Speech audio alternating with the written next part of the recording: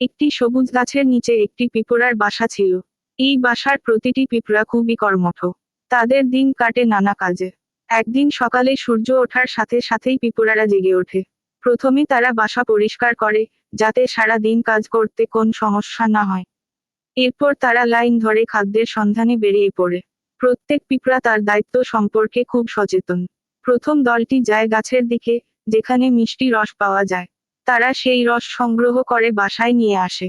দ্বিতীয় দলটি মাটির নিচে খুঁজতে থাকে বিভিন্ন বীজ ও ক্ষুদ্র ক্ষুদ্র খাদ্যকণা।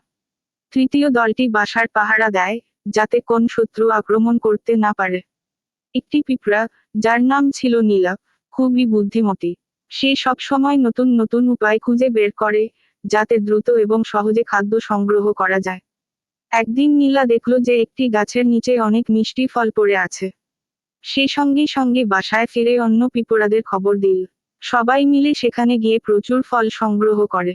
দিনের শেষে সব পিঁপড়া বাসায় ফিরে আসে এবং মিলেমিশে খাবার ভাগ করে খায়। দিনের সব কাজ শেষ হলে তারা একটু বিশ্রাম নেয়, আবার পরের দিনের জন্য তৈরি হতে থাকে। এইভাবে পিঁপড়ারা তাদের সারা দিন কাটায়, পরিশ্রম করে, একে অপরের সহায়তায় কাজ করে এবং সুখী জীবন যাপন করে।